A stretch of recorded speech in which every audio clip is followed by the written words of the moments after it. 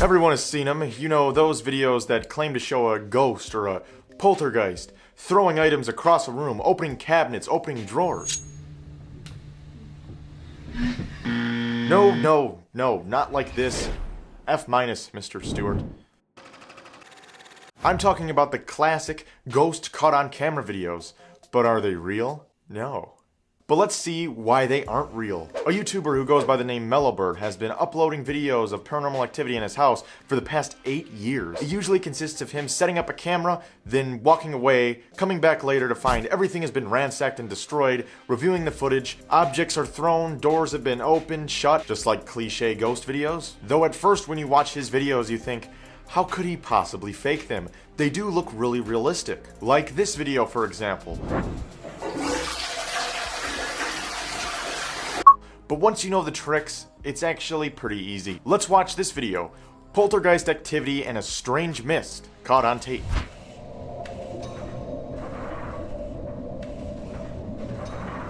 He has his camera on a shelf. All of a sudden, out of nowhere, a strange mist or smoke appears from the ceiling, also hovering over the floor, and then objects fly everywhere, like this pillow, which strangely looks like the corner of it was pulled by a fishing line. Or any of these items were, for example. The possibilities are really endless. But what about the smoke? How is that there? I'm happy to give everybody a welcome to the home of royalty-free stock footage. Video Copilot has a pretty awesome effects kit called Action Essentials. It's pretty much just a bunch of different video assets filmed on a black background, so it's easy to incorporate them into any video project. All you really have to do is get a clean shot of, say, this kitchen, overlay the smoke, then remove the black background in any video editing software of your choice. Then for added creepiness, pull a cupboard open with some fishing line. But if you can still see the fishing line, that's not a problem. You just take the fishing line, attach it to a doorknob, tighten it up, make a knot, walk out of frame, take a clean plate of the background, put it over the fishing line, make an animated mask so it removes it, and voila, the door opens. Since the smoke in this scene will cover any imperfections, it doesn't even have to be perfect. So there's your super creepy mist video. But what about the more intense poltergeist videos? This guy's kitchen gets completely ransacked by the entity.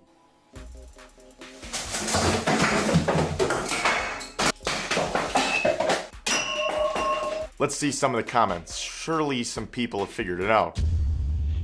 I love how people genuinely think he sat somewhere with hundreds of perfectly placed and perfectly hidden strings and pulled them one by one. Alright, Cowl Jar Wolf. That would be pretty impractical. But he probably didn't have 100 strings. They'd get all tangled up and you'd just be a mess. He probably only had 1 or 2.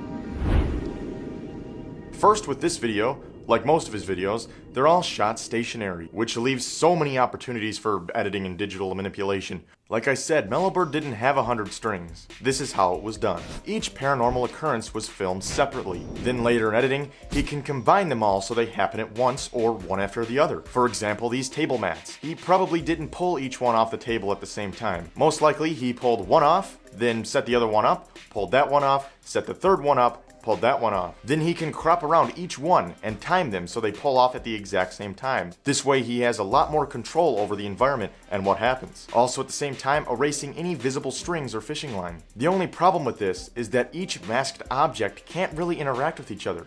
If the two were to cross together, it would look pretty fake. You'd be able to see seams and it would look totally edited. It's exactly what happened to this knife. The knife gets pushed off the counter after the knife block falls. Everything seems fine, but going frame by frame, the knife vanishes. Then coincidentally, the drawer right behind the knife opens up. He masked out the drawer, timing it to where he wanted it to open, not realizing that it covered up the knife. Watching this in full speed, you can't really tell, which is probably why he missed it. It kinda just looks like motion blur. Now it's possible it could have just been a rendering glitch. This video that Dude Perfect uploaded a while ago, the ball disappears for 1 or 2 frames. Nah, that's for a later video. And that pretty much sums up Melo Berg's videos. He's even showed you how it wouldn't look realistic if you did fake them with fishing line and different types of cropping. Right, this is the footage I got of the couch, and all I need to do now is replace the bit where I am with footage where I'm not, if you know what I mean. I tried that. But he's obviously not being cautious and making them look extremely fake. Easy to spot reflections, a freaking green suit of all things. Okay, he knows how to edit, and he obviously tried to make it more realistic by doing this. But do you know that he really only knows as much as he claims? Other than that, I don't know how you would go about getting rid of that. Paranormal videos on YouTube probably aren't real. They're fun to watch and they're fun to believe, but be really cautious when you see anything like this. By the way, if you're still here, I wanted to do a little contest I thought would be fun for the theme of this video. I want to give you a challenge.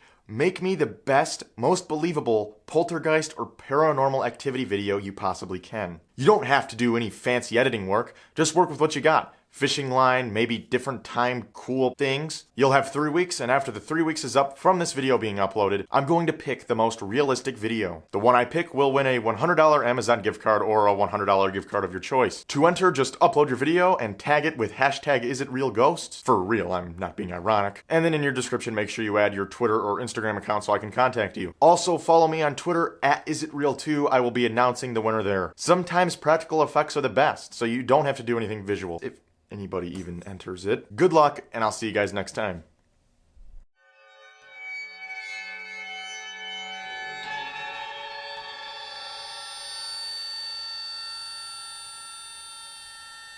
I sure am a spooky ghost.